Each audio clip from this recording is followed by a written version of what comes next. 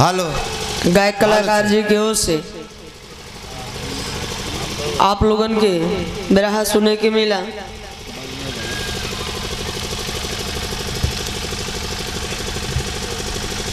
अंधकार से प्रकाश की ओर, वाह। उकरे साथ साथ धुन तरज भी बड़ी सुंदर भाव, बड़ी अच्छी ज्ञान की बात जो महान पुरुषों ने लिख करके चले गए। जैसे हम लोग जयंती मनाते हैं वही मिशन ही हम सभी लोगों को मिल करके जिस दिन पूरा हो जाएगा उस दिन समझ लीजिए कि हम लोग आज़ाद हो गए। तो देश हमारा आज़ाद हो गया, फिर वही सोने की चिड़िया। लेकिन इस समय सिर्फ कहने को है, पंख तक नहीं बचा हुआ है। तो एक बिरहा के धर से भी नंबर बा। हाँ, बड़ी खुशी की बात ही बा कि गराती बराती कम से कम आप लोग बैठ के कलाकारन का मनो बल एकदम बढ़ावे के कोशिश में बायन आप लोग। यह दो चार जने सोवा है बराती लगता सोई ले भैया है रे लोगन लगता कहिए वैसा गद्दा पाया नहीं है। धुन के रुई गोलिया थे ब्याहे वाला जो गद्दा होत उनमें नशा होत। हाँ हिलत का अचकर ऊपर कर झील हुआ जाता है, हम क्या करेंगे। हेलो चलो मास्टर बजा साथ में पौधा ई बना रखे मारी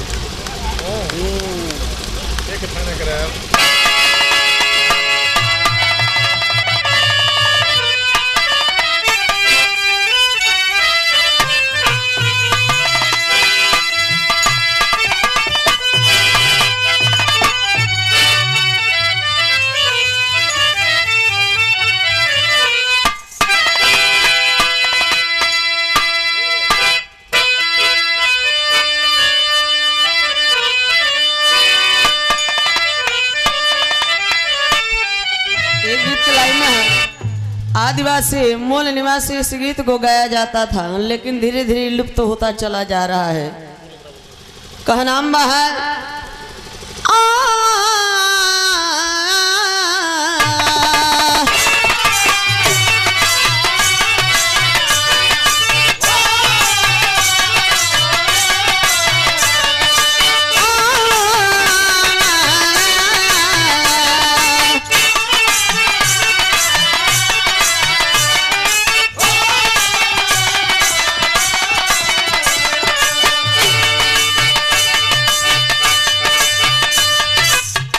हमारा सब कुछ खतरे में है, मान सम्मान रोटी कपड़ा मकान। तो हम लोग जब जागे तभी सवेरा है, मूल निवासियों के लिए, भारतवासियों के लिए।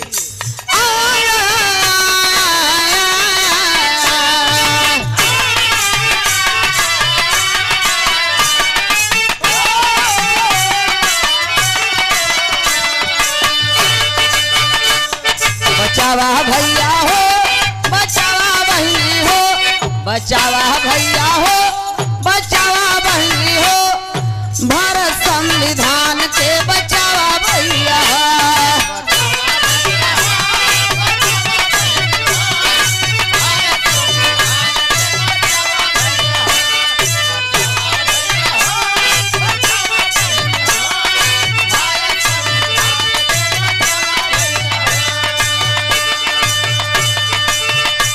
लेकिन हमारा संविधान कैसे बचेगा? बचा लो भैया, बचा लो बहनी, बचाला नहीं फिर मनुस्मृति लागू होए वाला बा।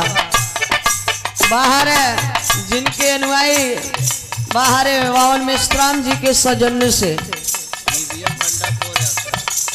एवीएम भंडाफोर यात्रा जो चल रही है, इसलिए कैसे बचेगा?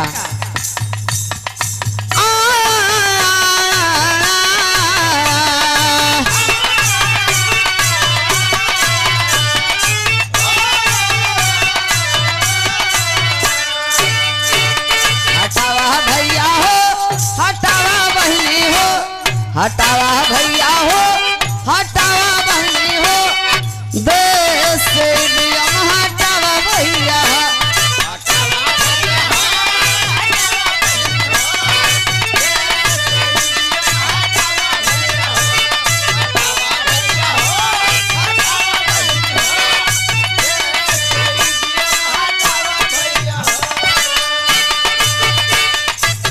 हो बंधु तीन दिन रे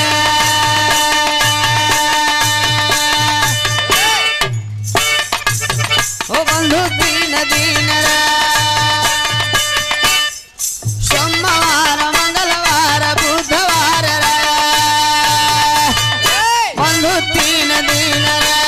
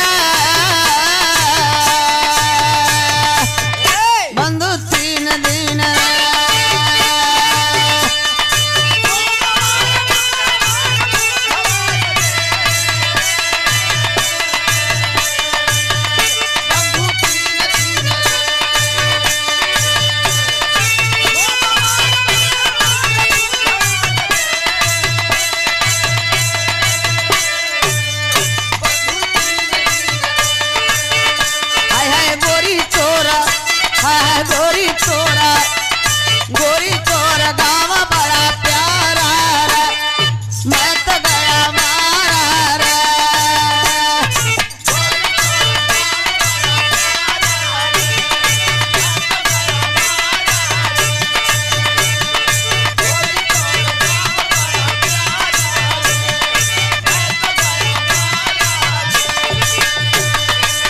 गोरी चोरी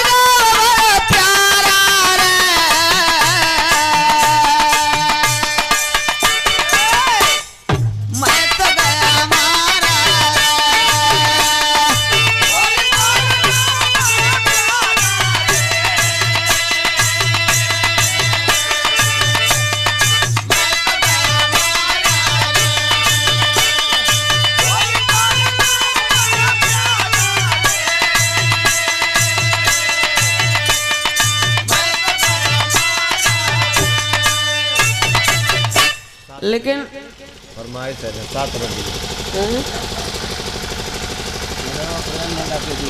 अरे बचत जिंदगी प्यारी छोड़ना करना चले हम आप लोगों को लेकर के चलते हैं बिरहा की ओर जो कि कुछ गीते ऐसे हैं हमारे सोनभद्र और मिर्जापुर में आज भी वो गीत चल रहा है। 2 लाइन गीत के भाव मास्टर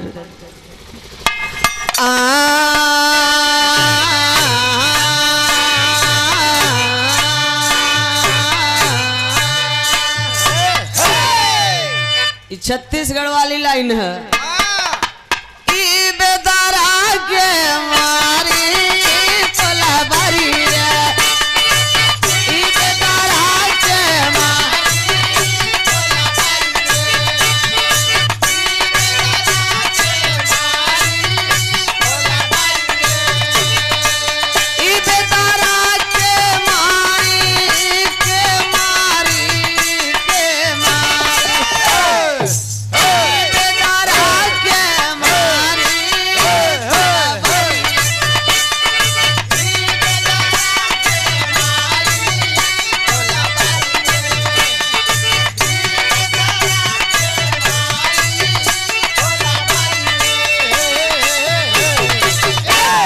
बेदरा माने जानला हाँ भतरा हाँ? लेकिन मिर्जापुर का भाषा बा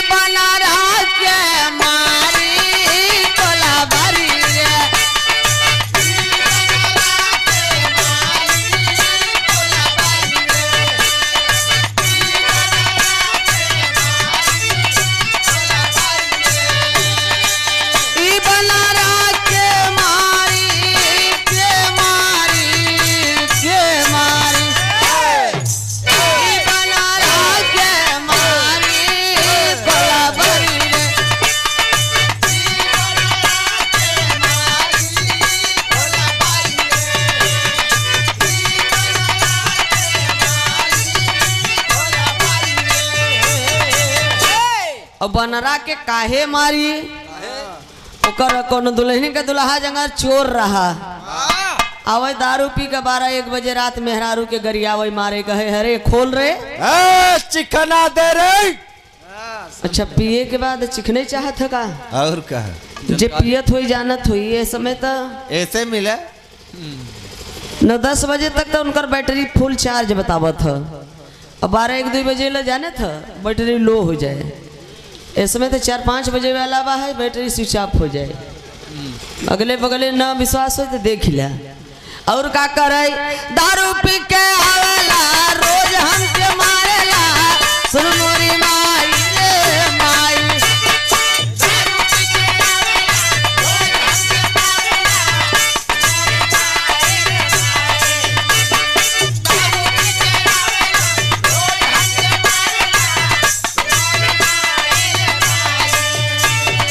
बात नहीं मानेला गाजा रोज छानेला एके हम कितना समझाए।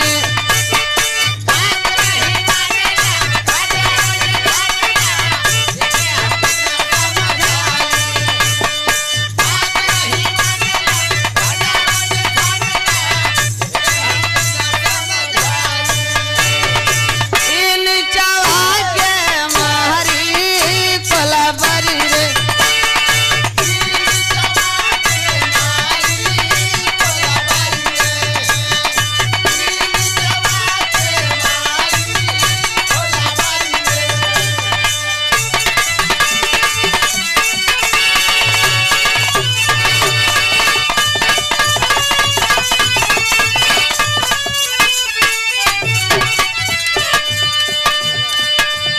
अरे केहू का बिगाड़ जी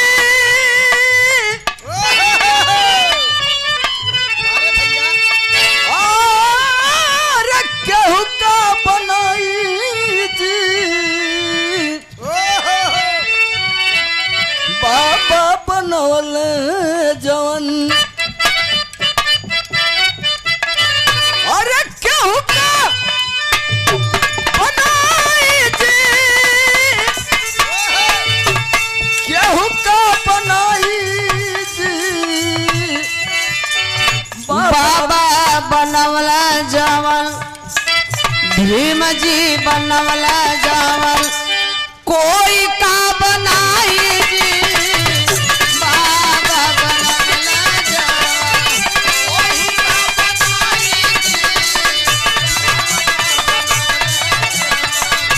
कोई का बनाई जी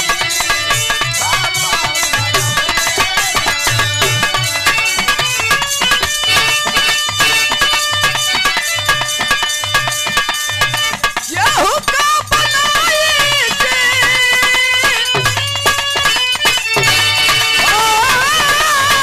केहू का बनाई जी बाबा बनवले जवन साहब बनवले जवन केहू का बनाई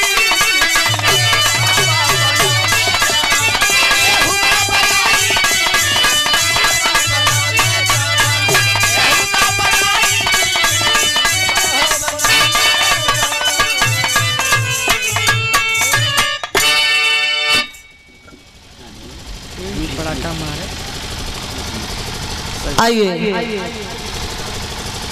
चलते हैं विरहा के माध्यम से सच्ची घटना सच्ची इतिहास क्योंकि प्रमाणित है और इसीलिए 1976 में ही फैसला मिल गया जो कि सुप्रीम कोर्ट हाई कोर्ट की छोटी अदालत है नहीं बहुत बड़ी सच्ची रामायण लिखे कि मेरा समाज अब से भी सच्ची रामायण पढ़े और हमारे खून खानदान जितने भी आप वंश हैं सब जागरूक हों। इसलिए लिख लिख के अपना इतिहास हमारे समाज के लोग चले गए। आगामी के लिए 4 लाइन भूमिका का भाव है मास्टर कैसे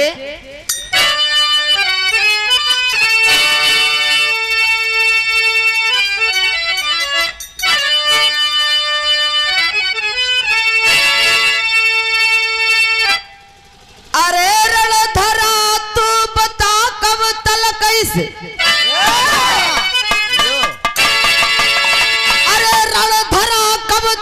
ऐसी धरा में शहीदों को दुल्हा बनाती रहेगी।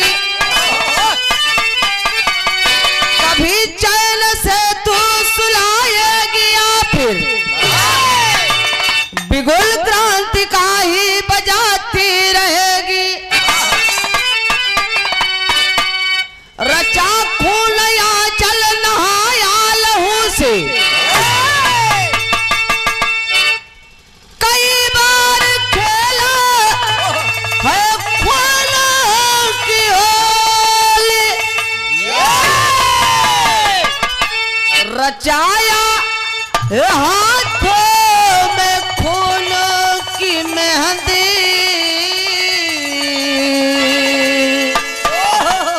बता कब तलक तू रचाती रहेगी।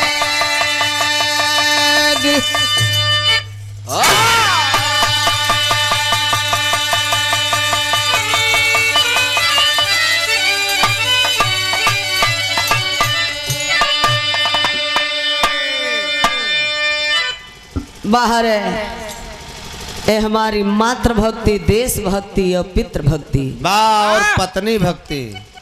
एके भक्ति नहीं कहते ने के मेहर बसुआ कहते। बा यही तो सबसे ज्यादा शक्ति मिलत है। तू सुबह शक्ति ले ले घरे में बैठा रह। जितना महान पुरुष अपन मेहरारू लड़का छोड़ के समाज बदे देश बदे बलिदान हो गए, कुर्बान कर दिए। उस तू लोगन के बस के बाहर बा है। बा इस तो टेरी कहत हने बस के बाहर बा। परदेश जाए लगभग मेहरारू जहाँ रोज दे जाब 10 दिन रहब कहब के ड्यूटी नहीं मिली चला आए। तबीयत खराब हो गया। हाँ तो गवैया उल्टा मेहरारू के दोषी बने ही कि मेहरारू के चारों तरफा धार होत, चारों तरफ धार होत। बा इस तो मन से कुल कट गया हन बेचारे। बिरहा के शुरुआत में कलाइन गजल का भाव बा मास्टर।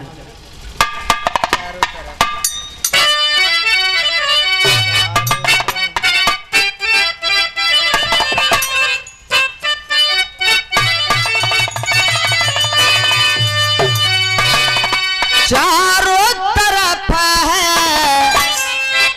चारों तरफ है अल्लाह ही अल्लाह।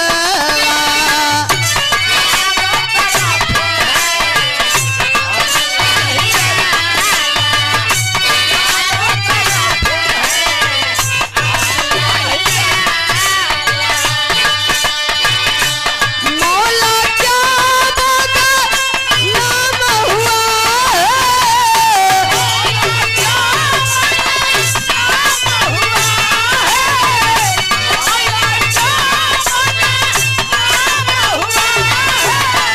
चारों तरफ है अल्लाह ही अल्लाह।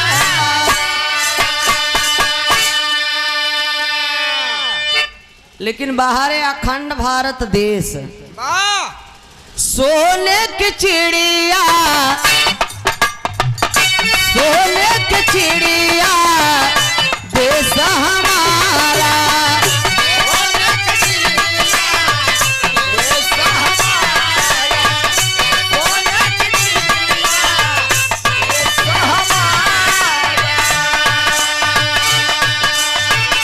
घाट लगाई लोगों ने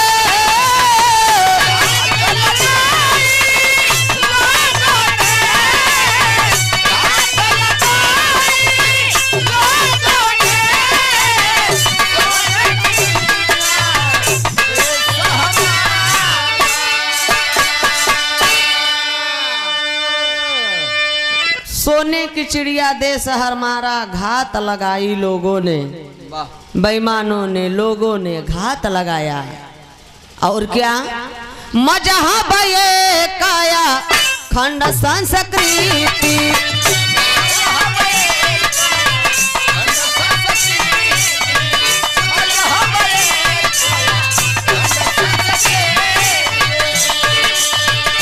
आग लगाई लोगों ने, आग लगाई लोगों ने, आग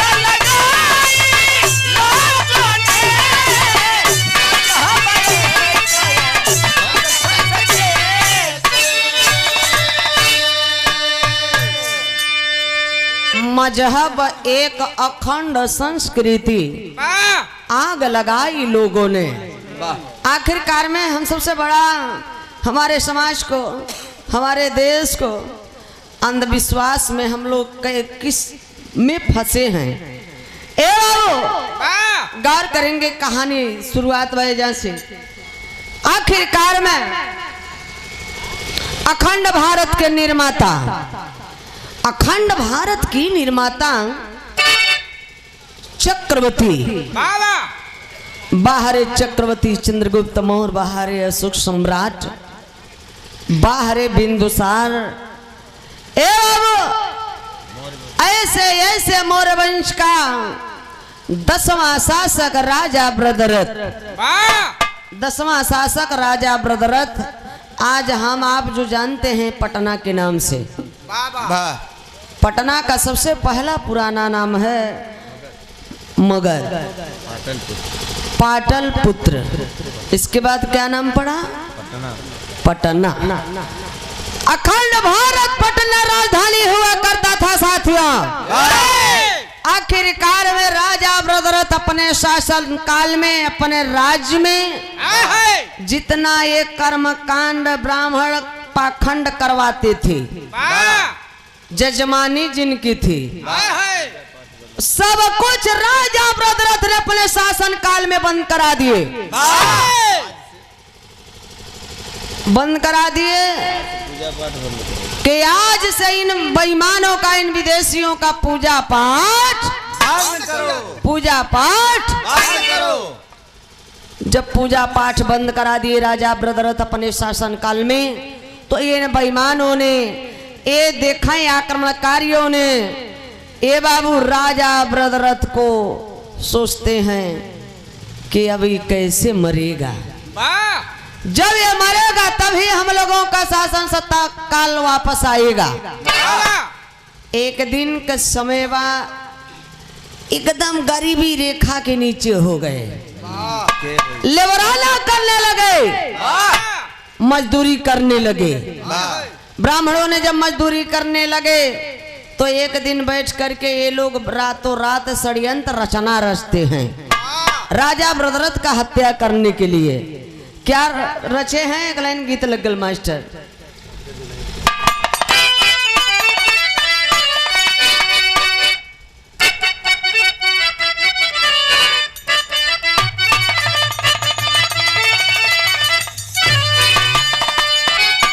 घरे में कोनो लड़का फरमाइश करत बा कि हमें दुल्हन कैसन चाहिए, कि हमके दुल्हन चाहिए, हमके दुल्हन चाहिए अंग्रेजी स्टाइल वाली ना।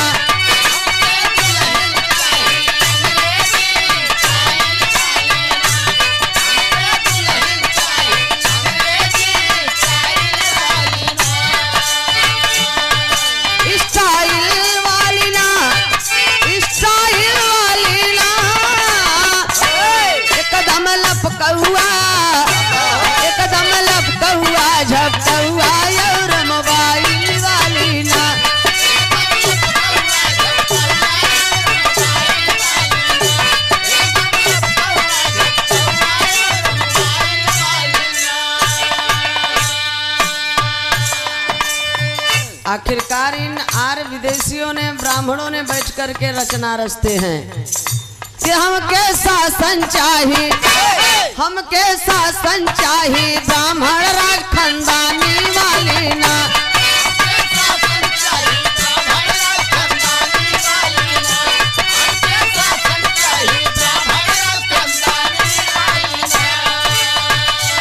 हमके शासन चाहिए ब्राह्मण राज खानदानी वाली ना। मौर्य वंशनाश हो, मौर्य वंशनाश हो, बौद्ध धर्म बदनामी वाली ना।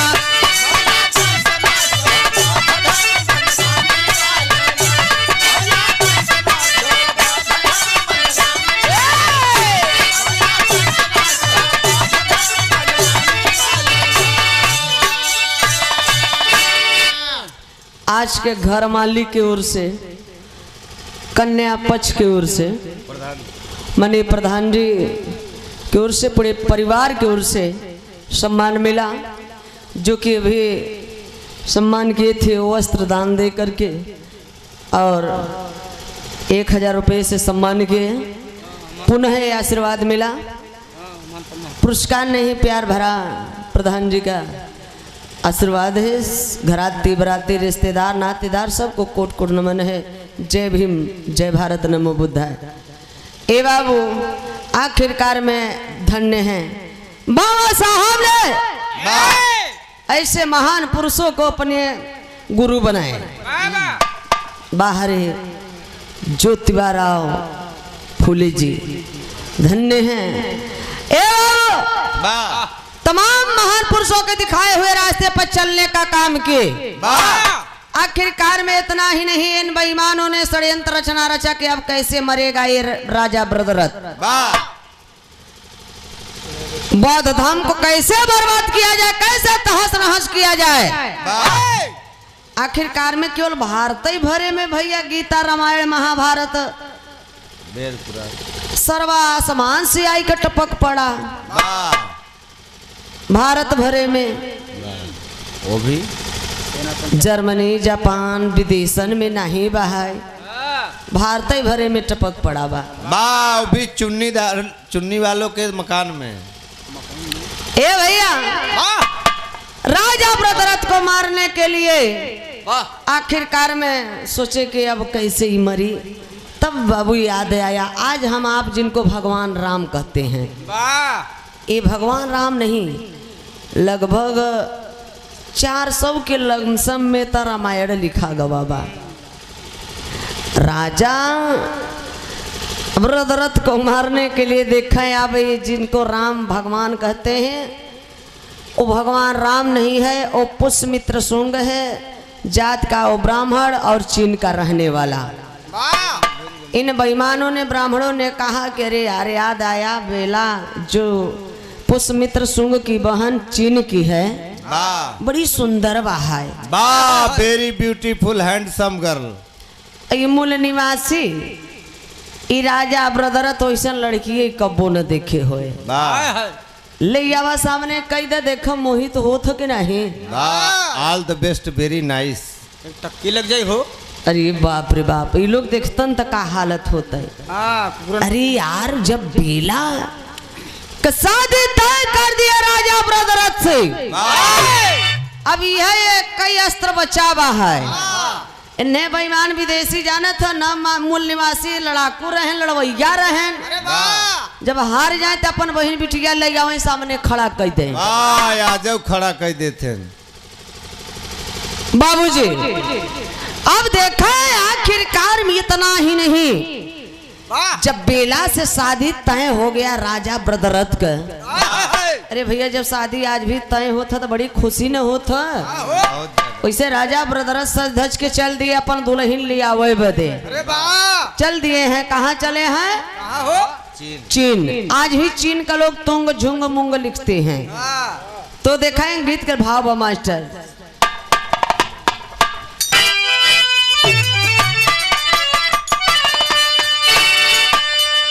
आई रे दादा बदल गई दुनिया, आई रे दादा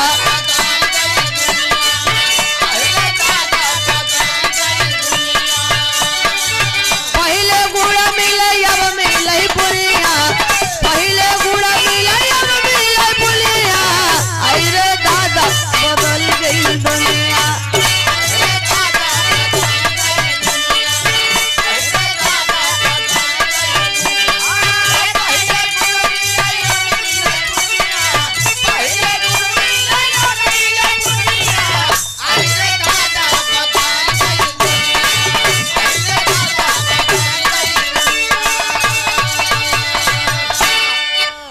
पुरनिया कथिन दुनिया भैया हरा बदली गई बा है। दुनिया बदली बा कि दुनिया का लोग बदला है। बड़ा बुजुर्ग बैठा है दादा हरे, पहले शौचालय 4 बजे उठे, लोटा में पानी लेके 2 किलोमीटर चला जाए। अब भोजन कैसे करें? पर्दा में छिपाई कर घरे के अंदर भोजन घरे में करें, शौचालय बहरे जाए। अब तो शौचालय घरे में होत बा, भोजन कहाँ होत बा? बाहर। बाहर।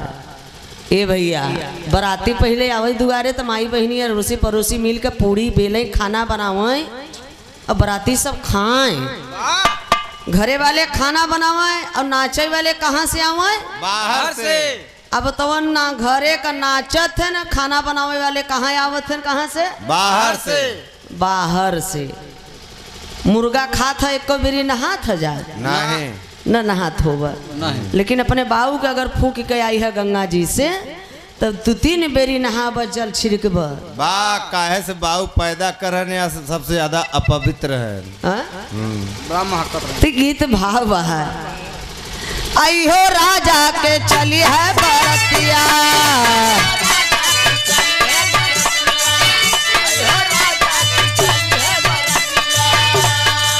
मिलके सेवाई कैला घरतिया, मिलके सेवाई कैले घरतिया, अयो राजा की चली है बरतिया।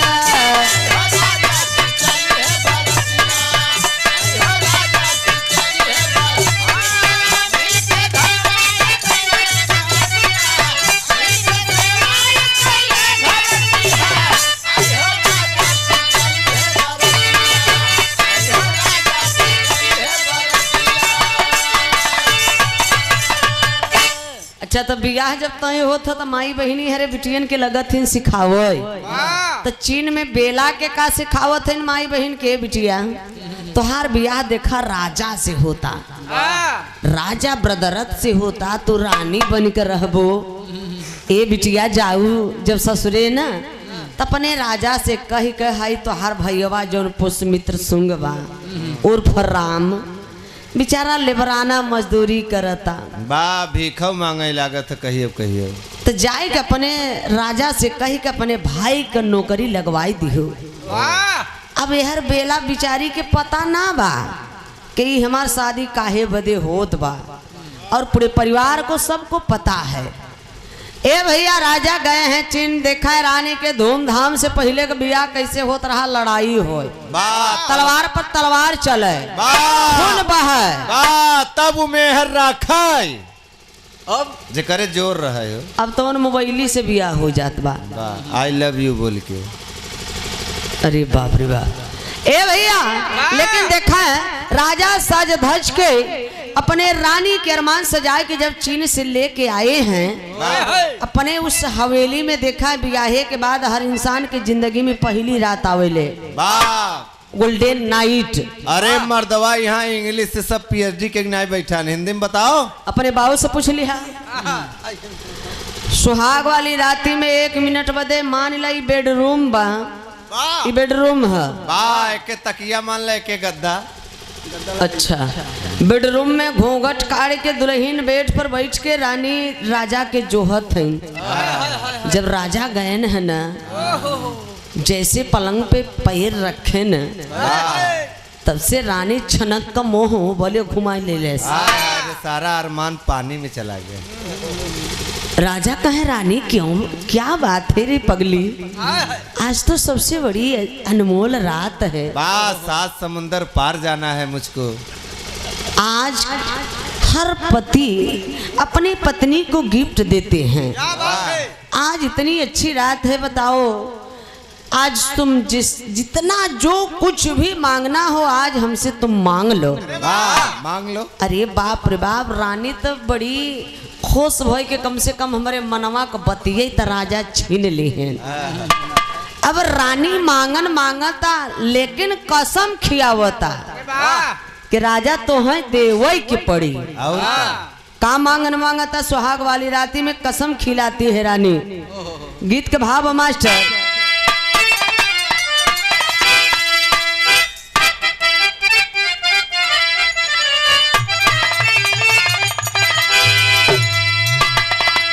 सैया पास मोरे आवना,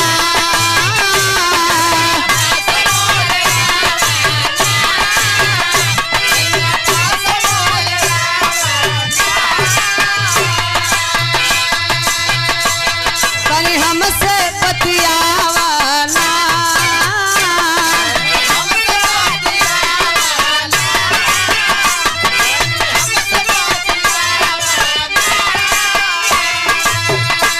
ऐसे काम ना चलिए सैया,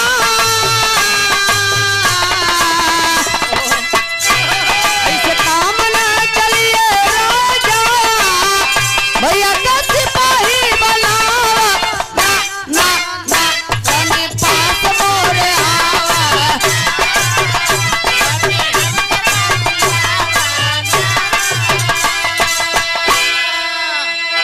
ए बाबू रानी कदवा के सैया, अगर तू मांगे बदे कहत हो तो हम मांगत है सैया कसम खा कि हमार भाई जौन बात छुटका पुष्मित्र सुंग उर्फ राम, हमार भाई लेबराना करता, मजदूरी करता, कहियो ना वो काम मिलता तो भीख मांगत बा है। राजा हमरे भाई के कोनो तू नौकरी लगवाई देता। ए भैया रानी कदवा की राजा, कितनी शर्म की बात बा जेकर जीजा राजा और ओकर सार जाय के भीख मांगे मजदूरी करे। ओह बड़ी बेइज्जती होता तो। बहुत बेइज्जती अपमान होता राजा आपका, इसलिए अपने सार पुष्मित्र सुंग का तू नौकरी लगवावा। आखिरकार में राजा कहे बुलाओ रानी, बुलाओ अपने भाई को। कहाँ है मेरा साला? कहाँ है सारे? बगल में बैठा है।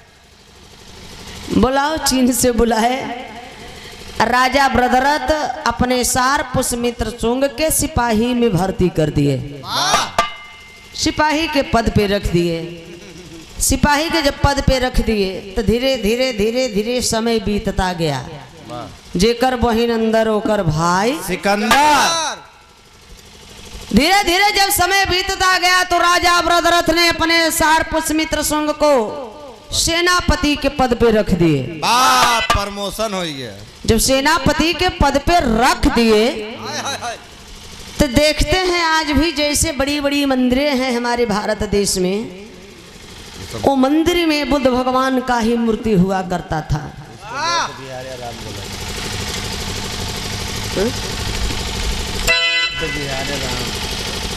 ए बाबू, मंदिर हुआ करता था जो मंदिर के सामने लिखा जाता था बुद्ध विहार या तो फिर राम। और राम नाम का कोई नहीं पैदा हुआ है।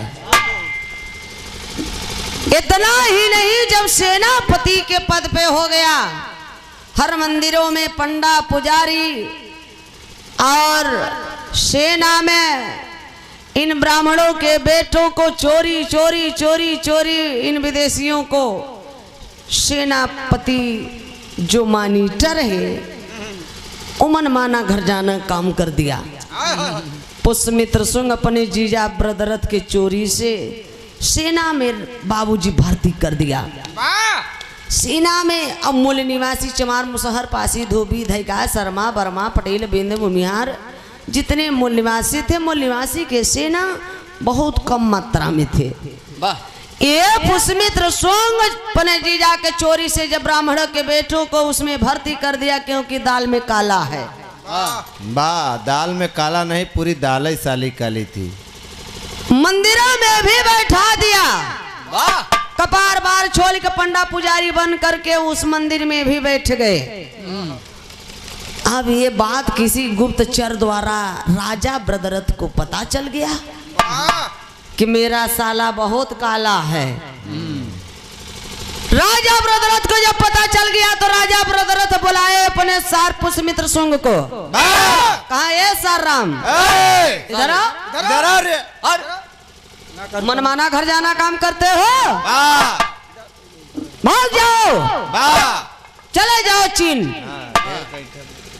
ऐठबा देर का ऐठबा ना, तो तोरे बहनी छोड़ दे सारे। के कहत है? ये बृहद्रथ कहत रहन पुष्मित्र सुंग उर्फ राम से। अच्छा, राजा ब्रदरथ कहे सार है, सारे नियर रहा ढेर का ऐठ मत। ए भैया, डांट के भगाने का काम करते हैं राजा ब्रदरथ। अब राजा ब्रदरथ जब डांटत हैं तो पुष्मित्र सुंग अपन गलतियों नहीं मानत बा कि जीजा गलती हुई गया। बहिनिया बेचारी जाए के अपने राजा स्वामी जी के गड़वा पकड़ के रोवे लागे। बेला रोहेला कता ये सैया राजा अरे छोट भाई हवे सार हवे मान ल एक बेरी गलती कई देहेस तो के माफ कई दे क्षमा कई दे साहिया।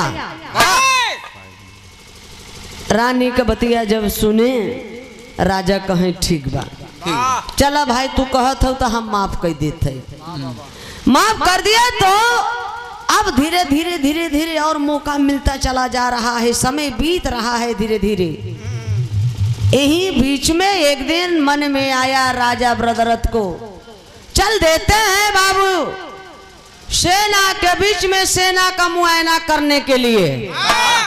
जब सेना का मुआयना करने के लिए राजा ब्रदरथ आगे आगे राजा ब्रदरथ उसके पीछे सेनापति पुष्यमित्र शुंग उसके पीछे और इन विदेशियों बेईमानों मनवादियों का सेना धीरे धीरे धीरे धीरे धीरे धीरे निरीक्षण करते करते करते करते जैसे ही राजा ब्रदरथ सेना के बीच में पहुंचे हैं वैसे एक कमीना पुष्यमित्र शुंग पीछे से बाबू तलवार से राजा ब्रदरथ का ये गर्दन उतार दिया। जब गर्दन उतार दिया तो जितने मूल निवासी के सेना थे जितना ये विदेशी थे आपस में बाबूजी वहीं लड़ाई हो रहा है खून पे खून तलवार पे तलवार चलता लड़ाई होत बा बाबू। लेकिन देखें पूरे भारत के लोग रोवत बाटन आंखी से आंसू गिरत बा। आज भी मेरे समाज मेरे बहुजन के लोगों के अंदर है कि कारगिल में या जवान शहीद हो जाता है तो सबके आंखें से आंसू गिरता है बाबूजी। कोई ये नहीं पूछता है कि वो जवान किस जाति का था। उस समय राजा ब्रदरथ की जब हत्या हुई है बहुत हमको इतनी बड़ी बदनामी सब रो रहे हैं बाबू सबकी आंखें से आंसू गिरत बा है। देखें कवि जी भाव लिखे हैं कैसे रोत बाटन।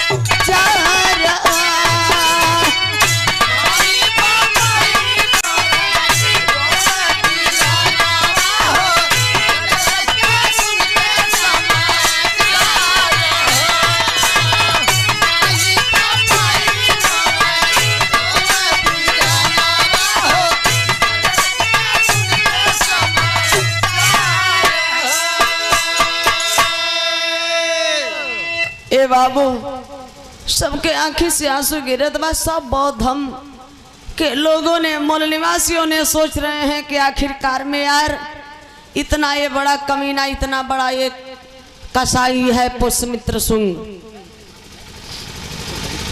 आखिरकार में सब रोवत बा है बाबूजी इतने ना एक खबर जौने समय घरवा रानी बेला सुनी न कि हमार सैया ये दुनिया में ना बाटन सैया का हमारे हत्या होई ग बाबा। मंगिया का सिंदूरवा माई बहिनी हरे जूट के बल्टिया से पनिया लिया के धोवत है। कलैया का चुड़िया फोड़ के सैया बदे छतिया पीट पीट के रोवत है बाबू। एकदम राजा के दरबार में खचा खच भीड़ लगी बा। रानी के सब लोग समझावत है, धैर्य बधावत है कि मत रोवा पगली, एक दिन ये दुनिया से सबकी जाए के बा, लेकिन ऊपर वाले के। और मंगिया के सिंदूरवा धोवत रोवत है बेला रानी सैया के कहत है कि सैया हमके छोड़ी के चली गई ला। अरे बाप रे बाप, पति ही औरत के गहना होते हैं बाबू। पगली बौरहिया रोई के एगो बात कहती बा का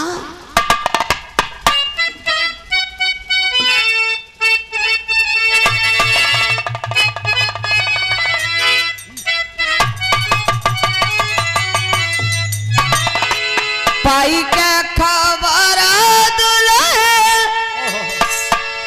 हाय पटक कपरवा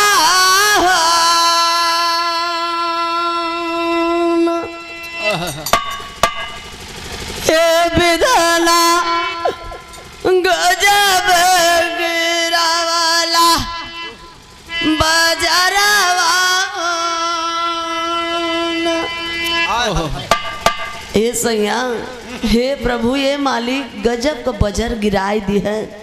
इ पगली बौरहिया के बिरहीन बनाई दिल है। सैया हमके छोड़ के गईला, लेकिन रास्ता एक को नहीं बतौला। गम के सगारावा में हाय डुबाला बदरावा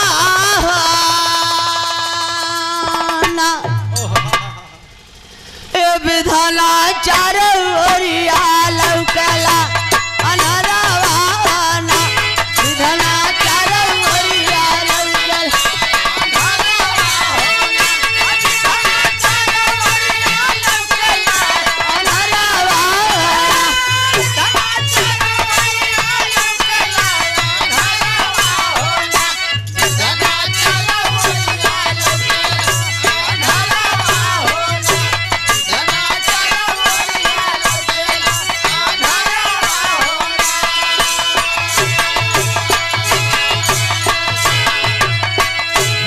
सैया चारों ओरिया निहार लौकत है, कैसे हम जिया?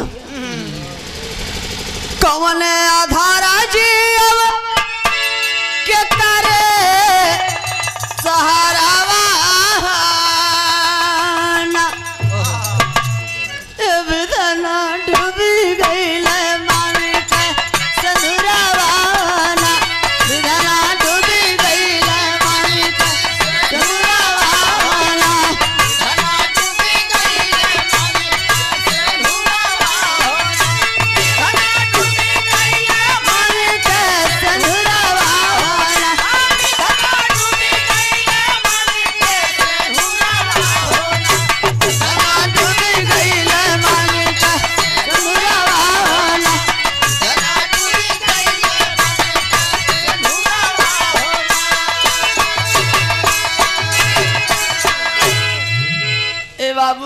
रोवत है नानी ए सैया चारों ओर यहाँ लौकत बा।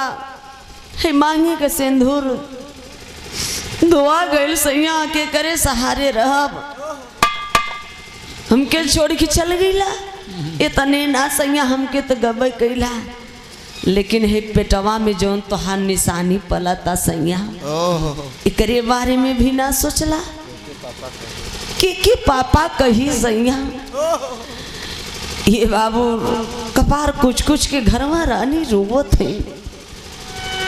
इतने ना तब तक कमीना पुष्मित्र शुंगोर फर्राम आंख लाल किए तलवार लिया घोड़ा पे दौड़ती भागती उधर राजा का हत्या करके दौड़ती दौड़ती आता है दरवाजे पर।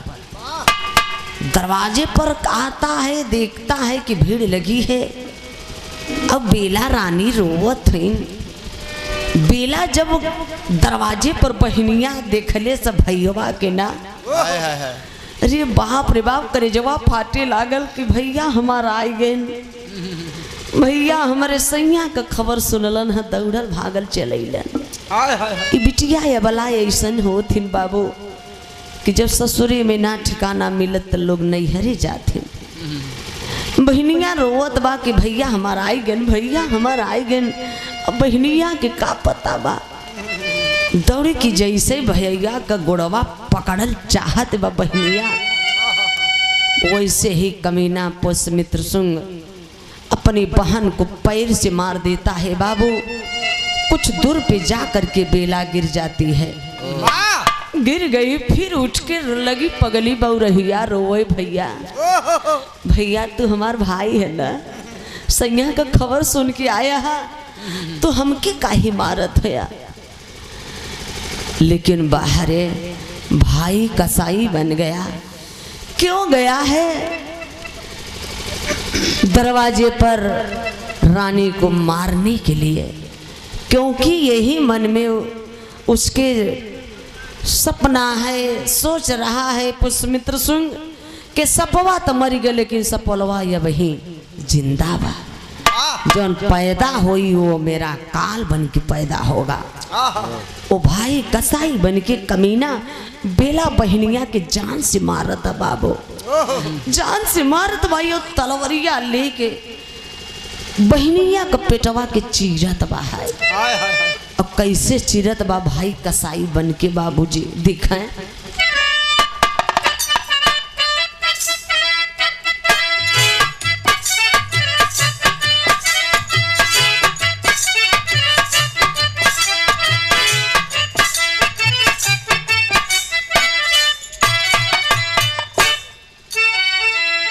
हाथ गोड़ बांधे पापी जबरी शरीरिया, जबरी शरीरिया ऊपरा से कुड़वन की मार जी, पिटवा के चीरी चीरी लाल के निकार लगल, लाल के निकार लगल,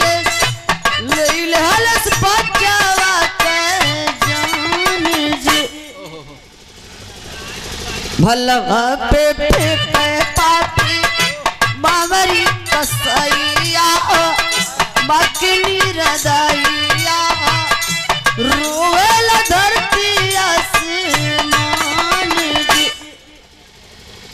ए बाबू इतने ना कमीना भाई कसाई बन के बहनिया बेला का पिटवा तलवरिया से चीर के लाल मुन्ना के निकाल के बाबूजी फेंक करके भाला के नोक पे रोकता है।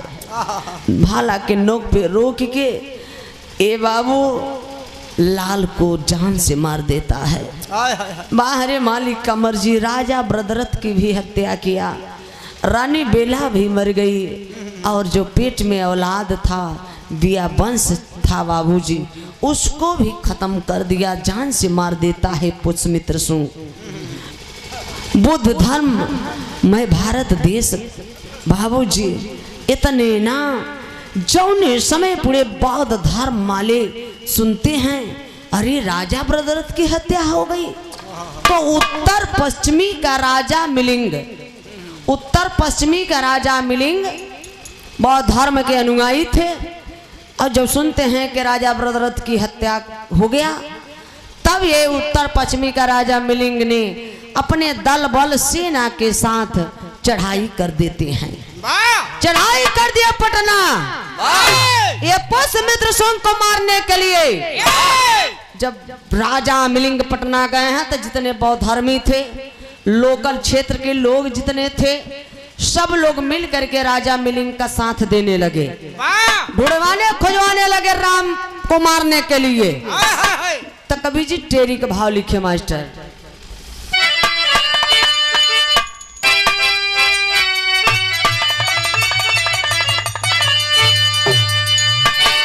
हाय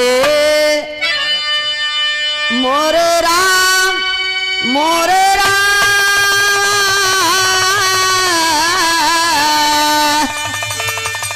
भोले बाबा जोगिया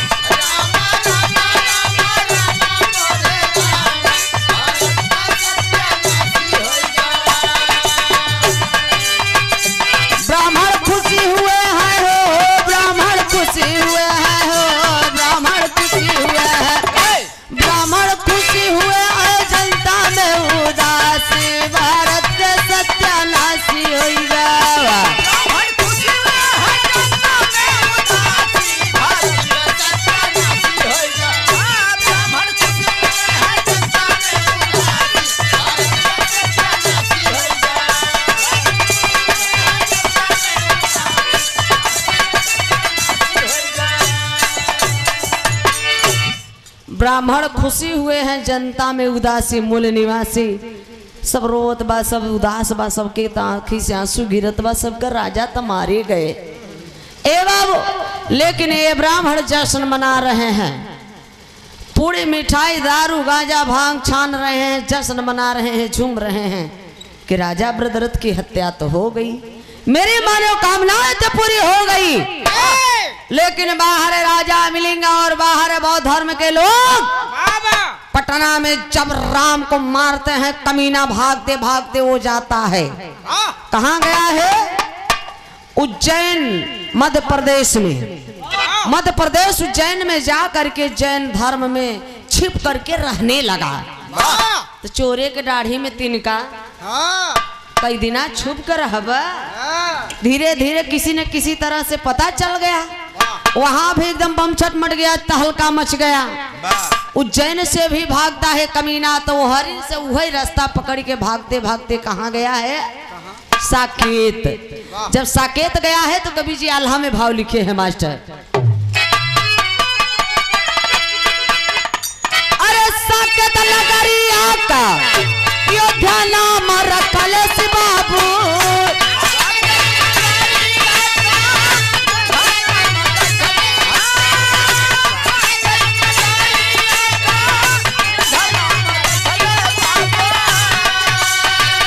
अपन राजधानी पापिल हल सिर बना,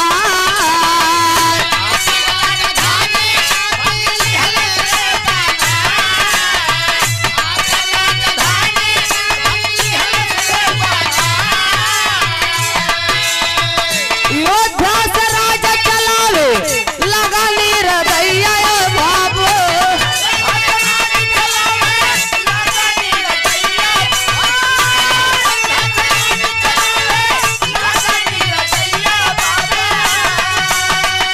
अगवा कपतिया हो सुनाई जहां,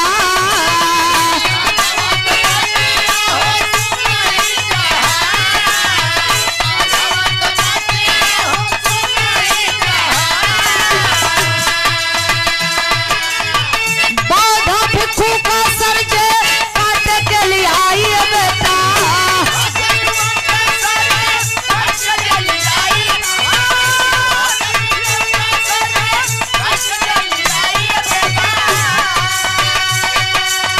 ससुर ने सिकाई ना मावा में बात,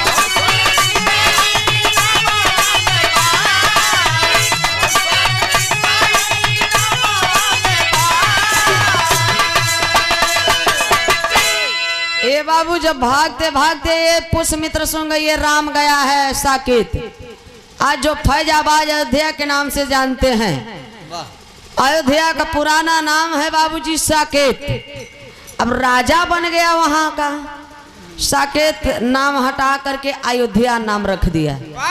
आज भी भैया देख ले, जे गांव का प्रधान एक हो जाता तो उनकरे कलम में इतनी ताकत बा कि भाई जवन चाहे तवन गांव को कह सकत थी।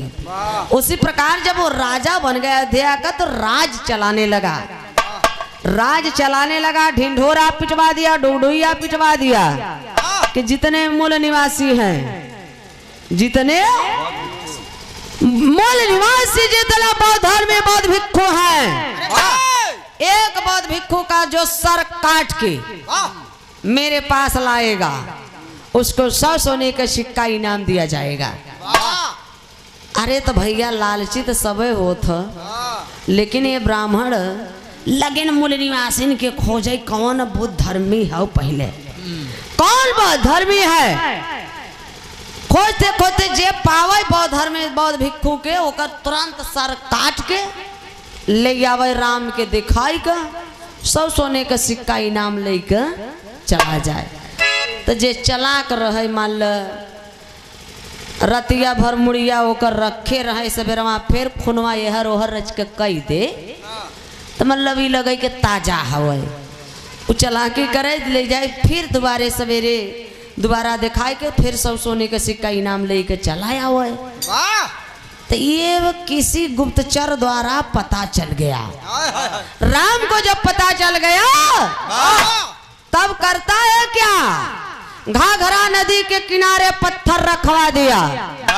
जे एक बौद्ध भिक्षु का सर ले आवे काट के बाबूजी के 100 सोने का सिक्का इनाम देता था राम। और वही वक्त उसी से वही पत्थर पे घाघरा नदी के किनारे पत्थर पे वो सर को उसी से पटकवा करके और घाघरा नदी में फेंकवा देता था। इतना हमारे देश से बौद्ध भिक्षु का सर वो घाघरा नदी में गया कि सर और खून से युक्त घाघरा नदी पट गया बौद्ध भिक्षुओं के सर से। पट गया जब घाघरा नदी तो उस घाघरा नदी का नाम पड़ गया सरजू नदी। जो सर से युक्त वो सरजू नदी नाम पड़ा। अब इतने ना हम लोगों को जानने की जरूरत है। अय मूल निवासी भारतवासी, आखिरकार में मैं नहीं बाबा भीमराव अम्बेडकर साहब कहते हैं कि जो हम मूल निवासियों भारतवासियों जो त्योहार मनाते हो, त्योहार वही कहता कि सोझाए तोर हार जब जब त्यों माने तुम्हारी हार माने पराजय। अय मूल निवासियों जब जब हार तुम्हारा हुआ है, जिस जिस दिन तुम्हारे राजाओं को बर्बाद किया गया है, हत्या किया गया है, उस दिन इन ब्राह्मणों द्वारा बनाया गया त्योहार है। इसलिए हमें आपको उस दिन त्योहार नहीं मनाना चाहिए। जैसे मुहर्रम भाई मुसलमान भाई मुहर्रम के दिन मातम मनाते हैं, उसी प्रकार से हमें आपको भी मातम मनाना चाहिए। उस दिन बर्बाद किया है तो ये आर्य ब्राह्मणों का ये जश्न का वो दिन है, हम लोगों का मातम का दिन है। लेकिन ये बेईमान ये विदेशी ब्राह्मण उल्टा हम ही लोगों से जश्न मनवाने का काम कर रहे हैं। आज भी हम लोग देखते हैं कोई भी त्योहार छूटत है, चाहे सुतह भी यही ले ही, लेकिन मुर्गा दारू ले ही जरूर। काहे से कि नाचे के बाद होली आवता है, दशहरा आवता है, मेला में देखा था जातिन हमारे तोहरे घरे के बड़े घरे के दूसरे घरे के भी बहन बिटिया जाती, केवल हम लोगों के बहुजन की बहन बेटी जाती हैं, इसीलिए उन बहन बेटियों का शोषण होता है। वो साधन है बर्बाद करने के लिए हमारे समाज को। ये बाबू तो ये रहा आज जो मनाते हैं हम लोग दशहरा। मोर वंश का 10 राजा हारे, 10 राजा को मारे ये ब्राह्मण, तब जा करके वो दशहरा त्योहार बनाए। सोझे कदबा के 10 हरा 10 ठे हारेन। आज ये ब्राह्मण कन्वर्ट कर दिए। आज हम लोग दशहरा के रूप में हम लोगों से मनवाने का काम करते हैं। पहले अशोक विजय दशमी के नाम से मनाया जाता था, जो कि अशोक सम्राट बाबूजी बौद्ध धर्म स्वीकार किए। ए भैया, लेकिन आज देखते हैं रावण हर साल मारा जाता है, हर साल पैदा हो जाता है। वाल्मीकि तो रावण के जमाने के थे, वो सही बोल सकते हैं। कैसे के वाल्मीकि जी लिखे रावण के विषय में 1 मूड़ी 2 हाथ 2 पैर, सुशील सज्जन पंडित माने ज्ञानी विद्वान थे रावण। लेकिन 15वीं शताब्दी में तुलसी दुबे क्या लिखा है कि 10 शीश 20 भुजा। हम हूँ एक औरत है, सोचत है कि 1 मूड़ी वाला पैदा करे में कितना माई बहन दुनिया संसार छोड़ के चली जात है। लेकिन बाहर रावण माई 10 शीश 20 भुजा वाला पैदा कर दिए। बात तो के पता ना है भाई, तुलसिया ससुरा गा रहा है ऑपरेशन करे। तो भाई रावण पैदा होगा भैया, तो वही दिखाए बाइन 10 हरा 10 नंद 10 मूड़ी रावण के 10 नंद। तो मौर्य वंश का 10 राजा हैं। हारे मारे तो दशहरा त्योहार बना। तो इसलिए हम लोगों को त्योहार नहीं मनाना चाहिए। मंदिर में जाते हैं नारियल को जीव मान करके फोड़ते हैं, तो हमें आपको मंदिर में नारियल नहीं फोड़ना चाहिए, क्योंकि वो नारियल नहीं है, वो हमारे आपके पूर्वजों का वो ये सर है, कपार, इसलिए नहीं फोड़ना चाहिए। तो कवि जी भाव लिखे हैं क्या, रोई मोलनी वासे दुखवा कही के अपना बुद्ध पूरा कैदा हमानी का सपाना।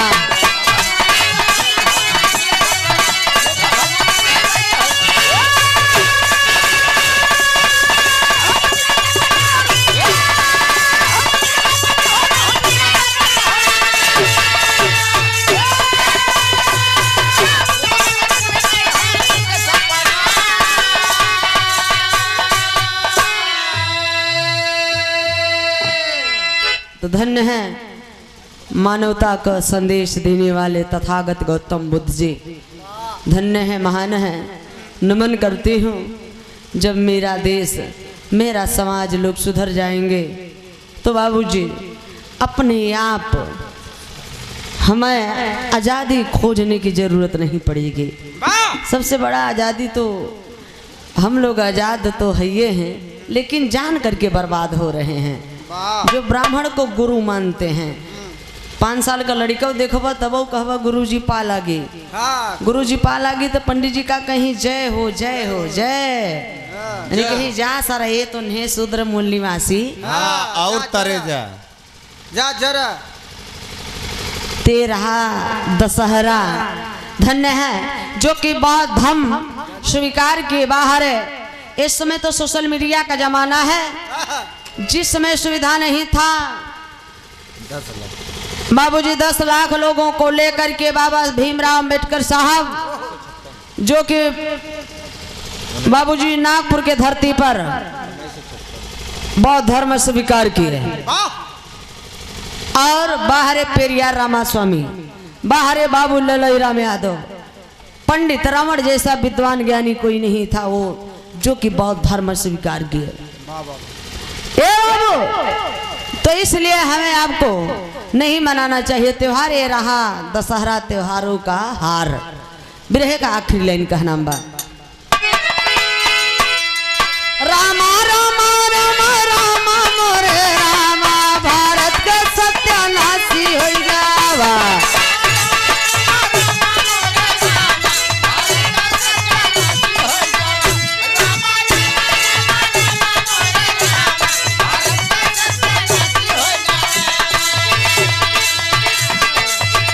हम सब मूल निवासी हो, हम सब मूल निवासी हो।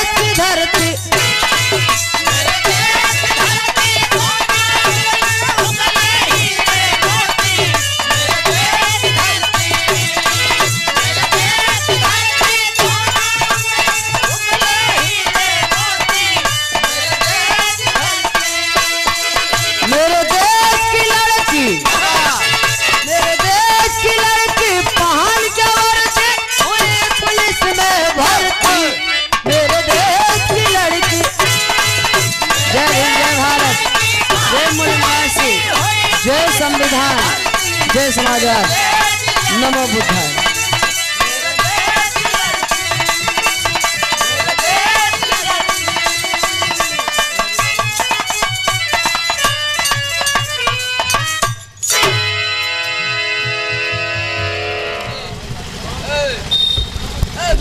नमो बुद्धाय के लिए